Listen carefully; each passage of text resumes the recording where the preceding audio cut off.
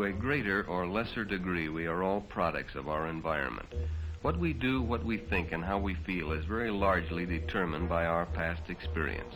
Robert, John, Paul, and Bill are no different than the rest. We all need social approval, recognition, and we fight against rejection.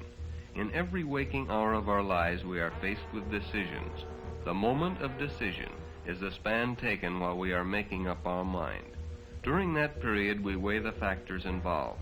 Sometimes it takes only a second, sometimes hours, days, or even weeks. But that decision is always our own, and if it is an important one, it may affect our whole future, even our life. For Robert, John, Paul, and Bill, the moment of decision is not far off.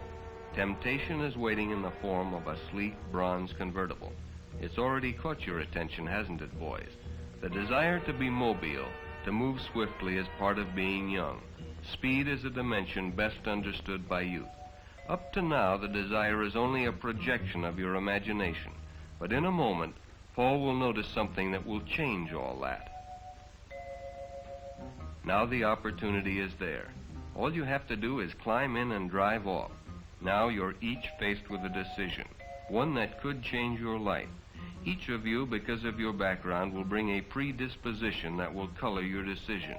You know what you are contemplating is against the law.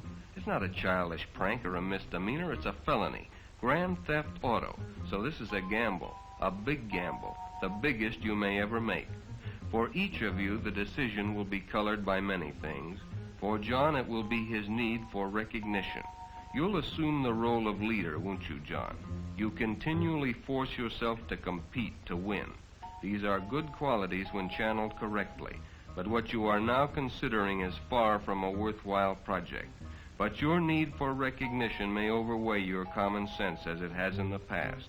You aren't able to find the recognition you think you deserve at home. Your parents are always saying, "Why, you can't do that, John, you're too young." Or, "What a stupid thing to say. You'll know better when you grow up." But as you grew up, the vicious child-parent cycle began. Neither you nor your parents were probably aware when it began. But remember the time when you were picked up for curfew and your father was hauled into court? Was he sore? You really didn't think it was your fault. At least you didn't do it deliberately. But that didn't make any difference to your father. You got recognition all right. Maybe not the kind you thought you deserved, but it was recognition.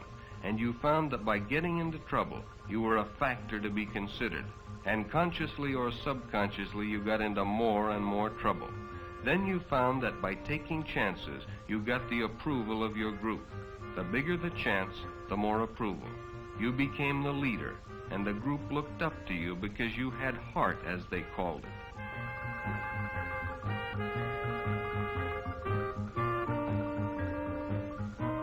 So again, you've got to show you've got guts. Show that you can be the leader. Your moment of decision is at hand. You weigh the odds against getting caught. Though you know you're wrong, your emotional need for recognition outweighs your good sense.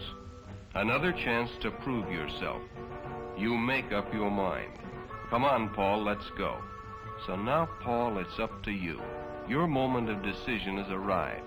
Your fight is against rejection. You know what John has suggested is dangerous.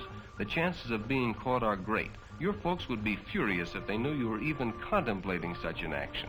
But after all, you don't care. They don't love you anyway, or at least that's what you think.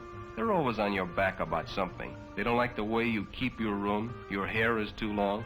No son of mine is going to live like some beatnik. You've heard it 1,000,000 times.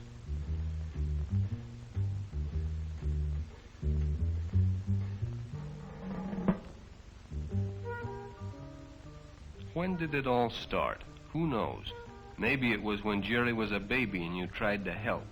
You didn't know that in the few minutes it took to go to the store to get some aeroplane cement, a baby could almost strangle himself in his own bedclothes.